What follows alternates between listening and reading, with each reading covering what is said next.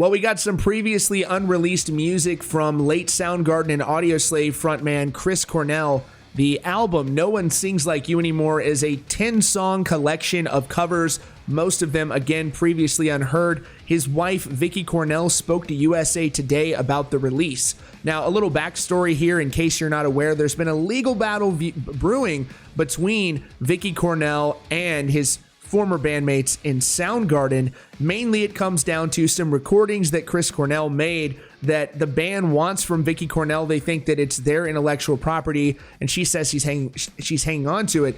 And the interesting point here is that she says there will be another Soundgarden record that will come out, and it sounds like that's going to take place whether his bandmates like it or not.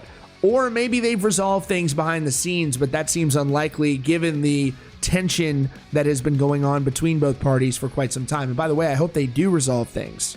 So USA Today interviewed her, and it says Chris Cornell covers John Lennon on the new posthumous album. Vicky Cornell reflects on his legacy, and she says this record showcases Chris's vocal abilities and the breadth of what he was able to do. There's a reason why he's one of the greatest voices of his time. What's really special about this is you get to see a different side of Chris. It gives you a glimpse into his world and lets you see him as a fan, what resonated with him personally, and what he thought could be fun and put his stamp on. Cornell talks to USA Today about her late husband, with whom she shares 2 children, Tony and Christopher.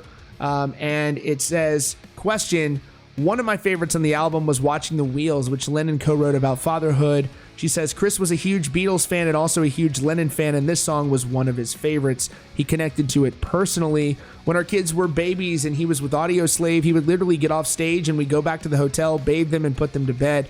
He was just this family man. It was probably hard for people to even imagine Chris Cornell going to every single parent-teacher conference. Even making this record, we took over the small wing of the Beverly Hills Hotel, and the kids would wake up in the morning, and Chris, we'd all have breakfast together, go to the studio, and they'd be there the whole day until it's time to do their lessons. So this resonated so much with him, and for me it means so much because this was our life. In light of his passing, are there any other songs that resonate differently with you now?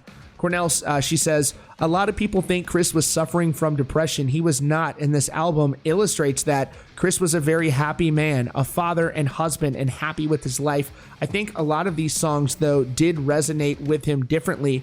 For example, To Be Treated Right by Terry Reid, Chris identified with the lyrics. He had been betrayed by friends and in personal and family relationships where he trusted people who hurt him or let him down. It's always the worst when it comes from those that are closest to you. It cuts deeper. But Chris believed in good and knew that life wasn't fair, so some of that comes back listening now. The truth is, Chris wasn't really dark. He had the childhood that was turbulent, which he spoke about, and he went through a lot in life, but it was always hope and light.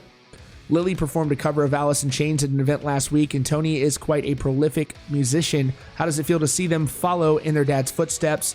It's bittersweet, says Vicky Cornell. I see Tony, and it's really heartbreaking at times, but it gives me joy to know that he's a part of her. I see her in the studio, and she's figuring out how to work the equipment and FaceTiming with other people her dad used to work with, and that's really special. And just sitting there writing for hours and recording and playing. Sometimes it's truly gut-wrenching because that was her special place with her dad. That was their special bond. So seeing him not being there, being able to guide him, it takes a toll. When I see her going through this, his books and reading poetry and all of that, I can't help but be a little saddened by the whole thing, but I'm grateful knowing he was always there. So this is the big question.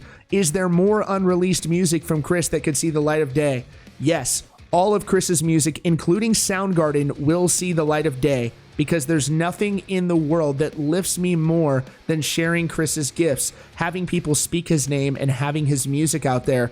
He's alive that way, and his legacy lives on, so it's the most important thing to me, seeing how much people love him, miss him, respect him, and how much we want more of his music out there, so everything will be released. So the music that even he wrote with Soundgarden, it sounds like there will be another Soundgarden album with Chris Cornell, which is very interesting. So far, no response from the members of Soundgarden about this.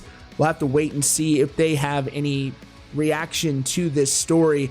But that's all for now. Again, the new Chris Cornell covers album is out everywhere. No One Sings Like You Anymore. Beautiful cover record. You can check it out. And be sure to stay locked to Rock Feed for your latest news and updates.